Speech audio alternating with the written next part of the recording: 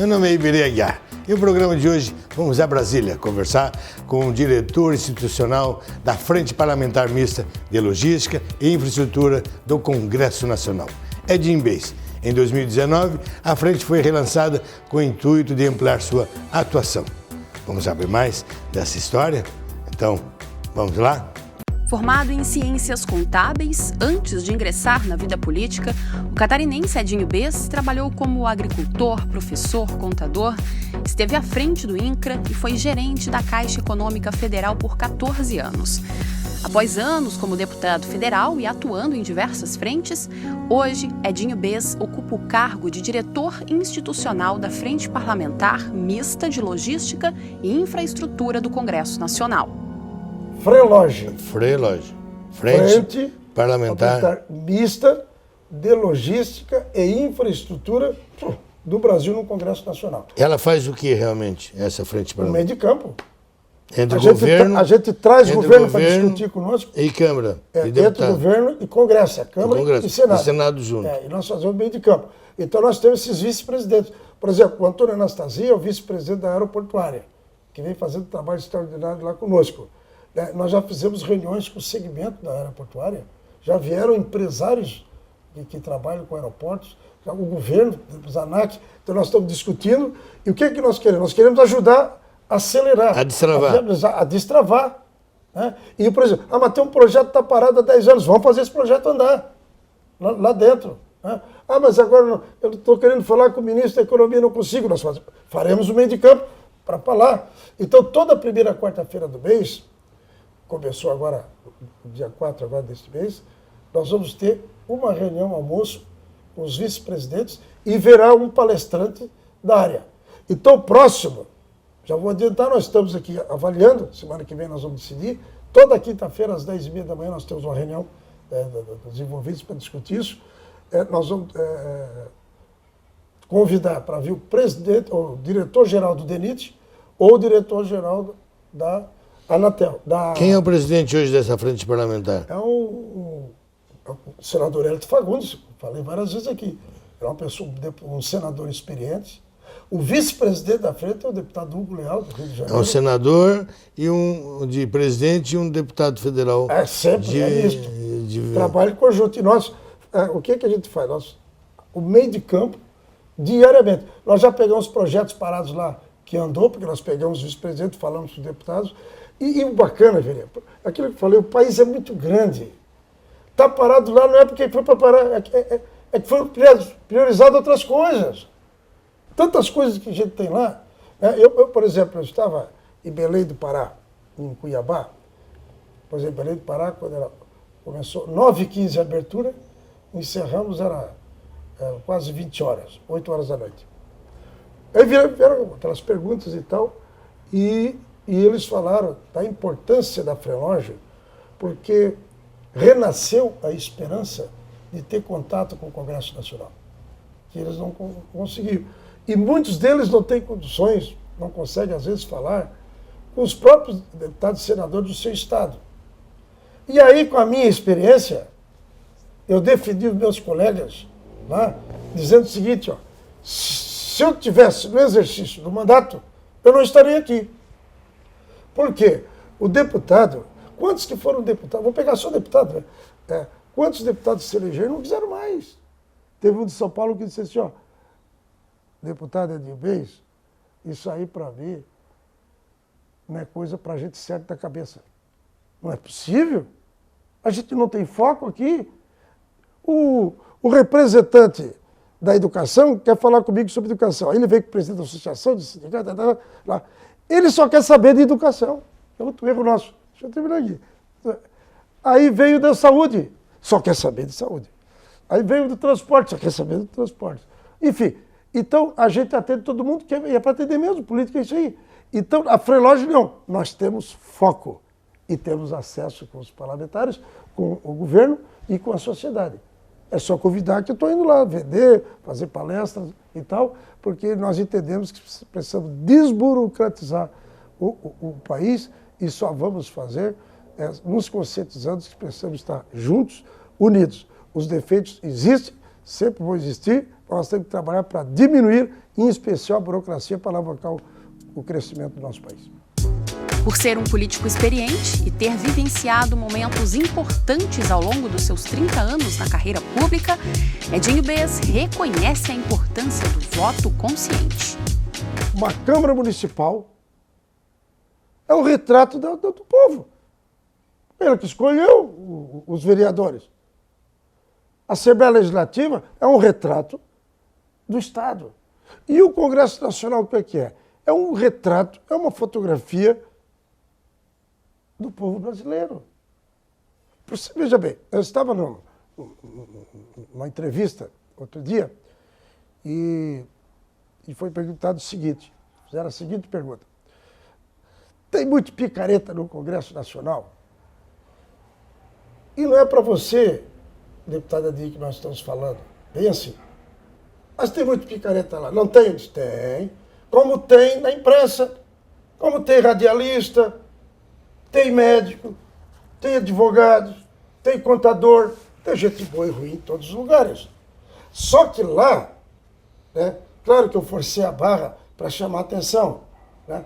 E eu às vezes chego a pensar que tem o dedo de Deus lá no Congresso Nacional. Aí ele foi à loucura. O dedo de Deus é de céus. Por quê? Olha quais são os deputados que nós temos lá em Brasília. Vou deixar o Senado de lado por enquanto, que é igual.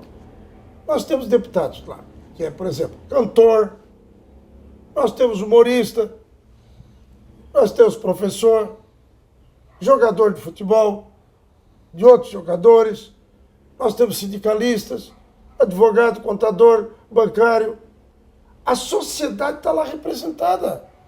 Não é possível que o eleitor, na hora de votar, se eu quero saber quais são os piores candidatos e quero votar nele, eu tenho que partir do princípio que ele votou acreditando que ele seria um bom parlamentar.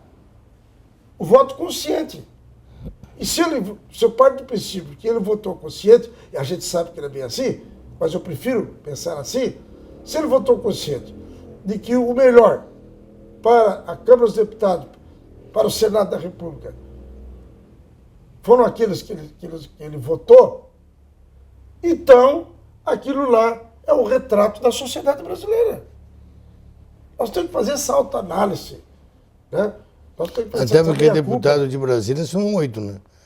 6, 8. Outra injustiça que se comete com Brasília. E os deputados, a maioria, vem dos seus estados. Não é Brasília a corrupção. A corrupção já vem porque os deputados são representantes de cada estado brasileiro. O Brasil inteiro, sai do Amazonas, sai do Rio Grande do Sul, sai do Ceará, sai de Tocantins, tudo quanto é estado. Piauí, então está ali a representação. Lá é a representatividade brasileira. Nós temos que fazer essa autoanálise. Entendeu? Por quê? Ou não tem corrupção aqui nas cidades? De vez em quando tem prefeito envolvido em corrupção. Tem governadores. Mas tem professores. Tem empresários. Tem pessoal na área de comunicação. Mas não quer dizer que todo mundo é. Mas nós temos que refletir. Esta autoanálise é importante, nós fazemos, que nós moramos no Brasil. Está gostando do programa? Então não saia daí, porque no próximo bloco a gente traz mais informações sobre a FranLonge e sobre a sua atuação aqui no Brasil.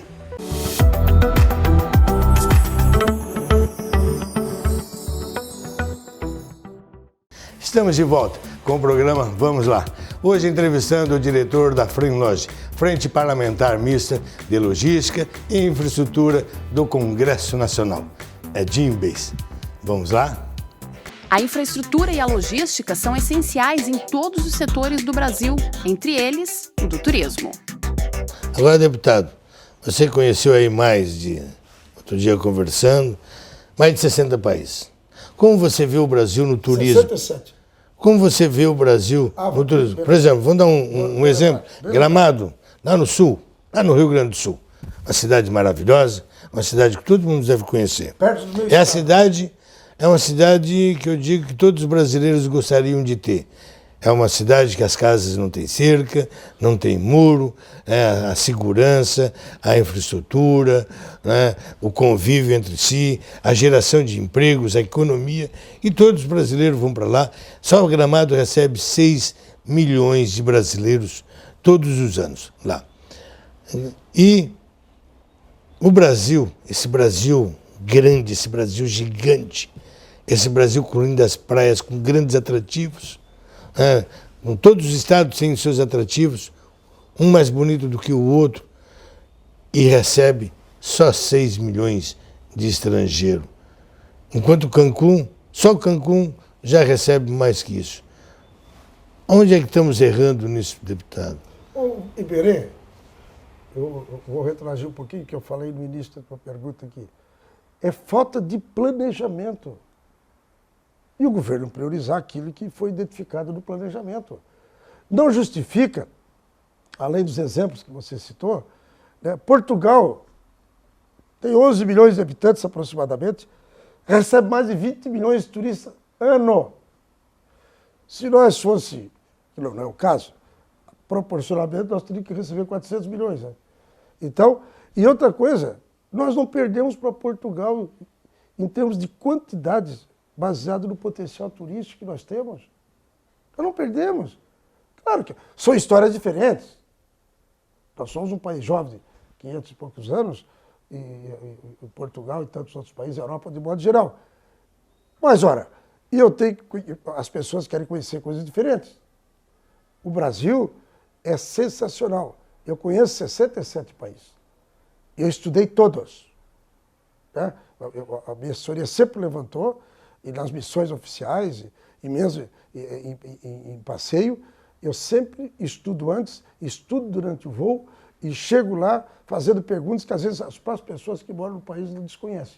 Porque a gente vai. Então o que a gente sente é o seguinte, nós não levamos a coisa muito a sério aqui. A facilidade de denegrir a imagem das pessoas sem conhecer direito, mas pelo prazer de prejudicar as pessoas. Está prejudicando o sócio dele. Para mim, brasileiro, nós somos todos sócios. Aí, falta planejamento. O Brasil, eu já viajei com vários ministros, inclusive do turismo. No meu estado de Santa Catarina, lá tem um potencial turístico enorme. O próprio o governo Jair Bolsonaro está preocupado, que ele tem dito aí nas redes sociais, já conversei com ele, o potencial turístico nosso que não justifica, nós estamos aí empacados. Né? Nós temos que divulgar. Agora, Rui Barbosa dizia, né? Como pode alguém falar de algo que não conhece? Sabendo tecnicamente, ou no planejamento. Como pode? Aí, por exemplo, como pode alguém lá da Europa, lá da China, Singapura, da Tailândia, querer conhecer o Brasil se ele não sabe o que tem aqui? Nós não mostramos lá. Eles não sabem, porque nessas viagens que a gente faz, e recentemente fiz mais outra, né, eles não conhecem direito, eles sabem lá e tal, mas também, hoje com a correria, com a falta de tempo de todo mundo, com o avanço tecnológico, com as redes sociais, as pessoas não têm muito tempo para estar... Então nós temos que fazer chegar nas pessoas. Nós temos que... Aqui, ó, lá nós temos as melhores praias do mundo. Nós temos o melhor futebol do mundo, que embora já seja conhecido. O carnaval não tem para ninguém. Se você gosta de carnaval, eu não gosto de carnaval. Então você vai lá conhecer o bonito, lá em Mato Grosso do Sul, você vai conhecer Santa Catarina, as praias que nós temos, você vai conhecer as águas termais, nós temos... Mostrar o que nós temos, mas com planejamento, com segurança. Outra coisa, segurança para as pessoas. A segurança no Brasil é assustador. O Brasil não está pronto, então, para receber. Não, as pessoas vêm porque são aqueles que sabem.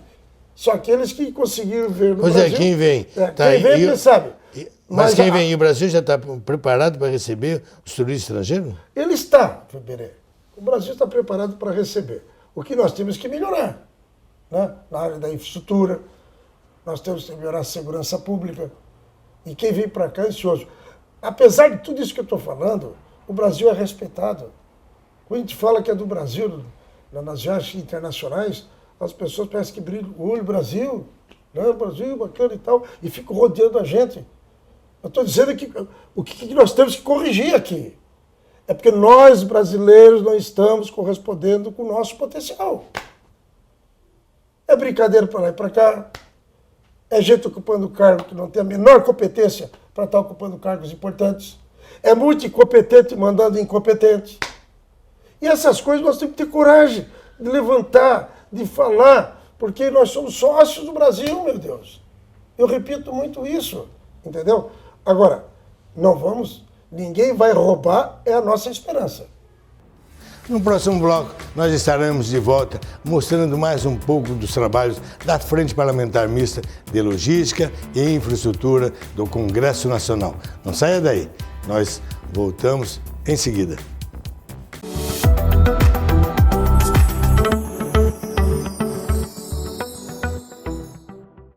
Estamos de volta com o programa Vamos Lá, hoje trazendo um pouco mais da importância de trabalhos desenvolvidos na capital do país, que refletem em todo o Brasil, inclusive no turismo. Hoje recebemos o diretor da FRENLOG, Frente Parlamentar Mista de Logística e Infraestrutura do Congresso Nacional, Edinho Bez. Vamos lá? Para o melhor funcionamento da frente parlamentar, foram criadas algumas câmeras temáticas que ajudam na desburocratização de assuntos importantes para o país. Você falou da Câmara Temática da Agricultura, da Infraestrutura, mas tem a do Turismo?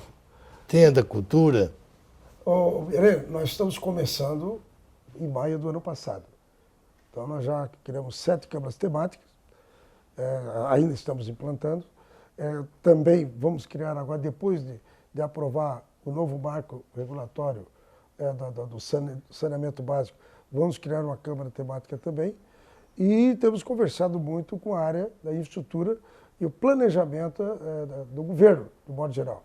Obviamente que pelo potencial do país, pelo tamanho do Brasil, nós não vamos mudar tudo de uma vez só.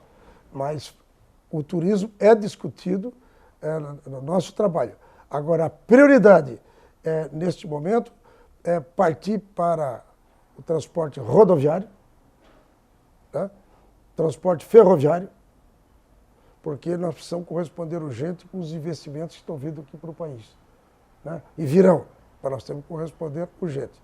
Nós temos a bioceânica, que eu falei, eu estive lá agora em Mato Grosso conversando e falando, proferi palestras lá, de um modo geral, inclusive em nível internacional, e a bioceânica é a prioridade. O que é a rodovia bioceânica? Ela inicia, eu vou pular etapas aqui, ela inicia em Santos, eu vou direto para Campo Grande, Mato Grosso do Sul, de lá vai Paraguai, Argentina e o Chile.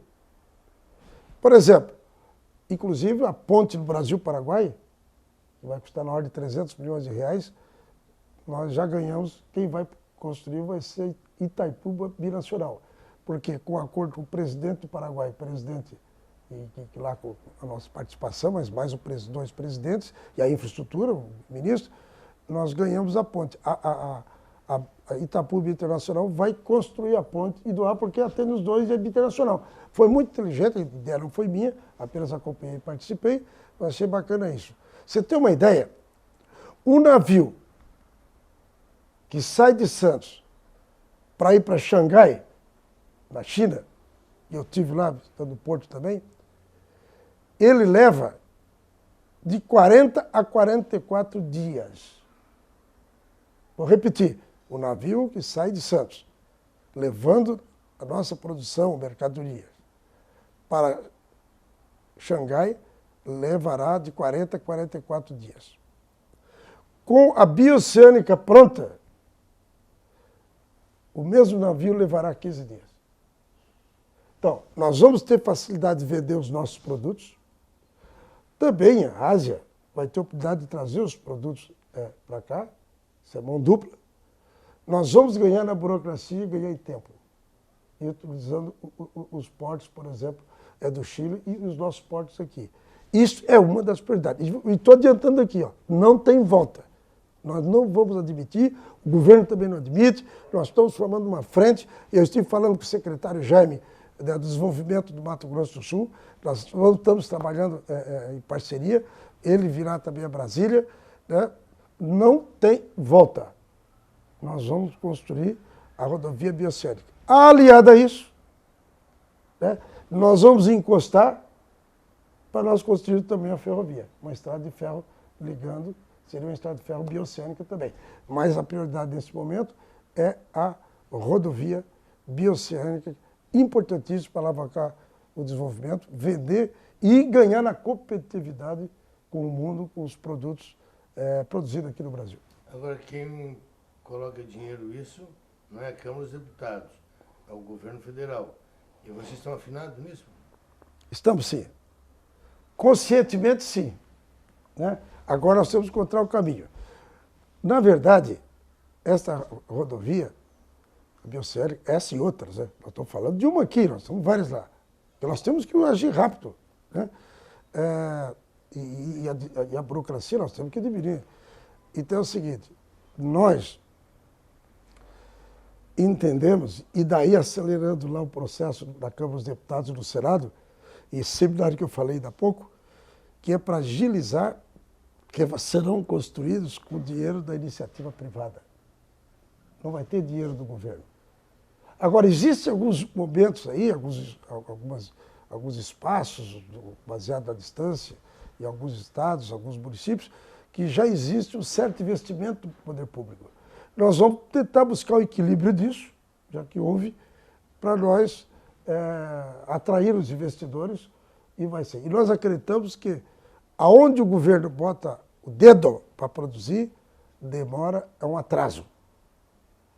Uma delas que você falou, né, de punir um funcionário de carreira que trabalha, tudo isso incomoda. O empresário não, o empresário ele tem o planejamento, ele tem o projeto, e esses investidores são empresas grandes, inclusive com fundos de investimentos de vários países, que nós estamos tratando disso, então é acelerar rápido. Se você pegar o mapa do crescimento do Brasil, aonde que o Brasil cresceu? Foi aonde houve investimento privado. Na década de 70, do período da ditadura, porque houve bastante investimentos. Quando não era privado, foi dinheiro que veio financiado para o país. Não foi dinheiro só nosso aqui. Né? Então você pega o mapa assim, ó, aonde que nós crescemos mais? Foi no período da ditadura. Aí, quando o Zé Sarney subiu, né, nós já demos uma empacada ali, porque não teve investimentos. O governo não tem condições de tocar isso. Bom, no governo do Fernando Henrique Cardoso, que eu ajudei a trabalhar lá também, e aprovar, houve investimento, foi privatizado na área de energia elétrica e telecomunicação. O pico, o Brasil já cresceu ali. Aí, de repente, parou de novo. Então, nós temos exemplos no mundo, e nós aqui próprios, exemplos próprios, que nós temos que partir para isso. O importante é a rodovia. Alguém diz, pô, mas quanto vamos pagar de juros para financiar a construção daquele asfalto na comunidade pobre? Não, a pergunta é assim, quanto vai custar não fazer a obra? Essa é a avaliação da pergunta. Quanto vai custar não fazer a obra? Porque toda vez que você pavimenta, por exemplo, o pessoal conhece como a pavimentação asfáltica, na comunidade, que pode ser uma microcomunidade, na comunidade, no bairro, na cidade, no estado e no país. Toda vez que se faz a pavimentação asfáltica onde vivem pessoas, comprovadamente diminui doença, melhora na saúde, que não tem poeira, não tem, junto com o saneamento básico. Toda vez que você investir em iniciativa privada, né, que mesmo que seja com juros, mas que você investir nessas comunidades, por exemplo, saneamento básico, a cada R$ 4 investidos, você economiza 3, comprovadamente. O asfalto também não é a mesma proporção, mas você melhora. E além da autoestima, que isso não tem preço para as pessoas. Temos que parar com essa amarração, com essas bobagens, dizendo bobagem. Né? Eu vejo cada político, empresário, a imprensa, de vez em quando dizem coisa aí, no afã de vender a imagem. E o teu Brasil, cara? Os prefeitos de todo o país possuem uma participação importante nesse processo. É lá nas pontas, né, que estão os problemas. São nas cidades, nos municípios que estão os problemas. É lá nos municípios que as obras são paradas, né, muitas obras paradas, e a angústia de muitos prefeitos, a angústia da população, né, com obra parada, porque ela quer ver aquilo funcionando. E até mesmo aquelas obras prometidas que nunca chegam, tão necessárias, né, nos municípios. Né, nós aí com 5.568 municípios, o que você diria para os prefeitos? Bom, o prefeito, infelizmente, o prefeito tem que ir atrás do governo do Estado e também do governo federal. Se ele não for, ele não recebe porque o país e o Estado não têm este planejamento que eu falei. Se tivesse planejamento, o governador de Santa Catarina saberia o que é que o município deles, do Estado de Santa Catarina, ele sabia o que é que o município precisa. Porque cada um tem uma característica diferente. Um precisa de posto de saúde, outro precisa de asfalto, outro precisa de educação, precisa de creche, de sala de aula. O governo tem a obrigação, pelo menos teria, de saber o que é que o município precisa e no orçamento global dele incluir e colocar os recursos de acordo com o orçamento para começar a atender a demanda de cada município. Como isso não existe, e quem diz que tem está mentindo, não tem nada, e se tem, não tem ação, né? Então o prefeito, infelizmente, ele tem que correr atrás. Tem que pegar o deputado, tem que ir na Assembleia Legislativa, tem que ir no governo do Estado, tem que ir no governo federal, enfim, aonde ele precisa. Eu mesmo lá com o meu trabalho, eu tenho ido em vários lugares atendendo pedido de regiões, de municípios, que faz parte do nosso trabalho, que é uma visão macro da infraestrutura nacional. Muitos ministros que estão hoje ocupando os cargos de ministro, que são uns deputados, outros senadores, coisas parecidas, eles procuram destinar a verba de toda do ministério, geralmente para o seu estado, e deixam os outros estados praticamente a ver navios. Sabe por quê? Porque falta esse planejamento. Ele teria que seguir o planejamento. Ou a gente pensa no Brasil no todo, ou... Mas ele não é o ministro, ele não é o ministro do estado dele, ele é o ministro do Brasil. Mas é que o erro é cultural. É que se ele, quando um estado tem um ministro, já os prefeitos, governadores, nós mesmos, agora nós temos o nosso ministro. Se ele não fizer para o nosso estado, ele está lascado. Quer dizer, tudo errado. Ele é ministro do país. O foco tem que ser um planejamento macro para o país. Aí ele seria o executor e, obviamente, como ministro, pela sensibilidade que o ministro tem que ter, os governos de modo geral, e nós também, aí adequar alguns pontos. Por exemplo, não foi previsto uma ponte lá no município e tal, mas a ponte caiu. Mas não está aqui no planejamento. Teria que ter uma margem, entendeu? Para nesses casos excepcionais e prioritários, atender direto.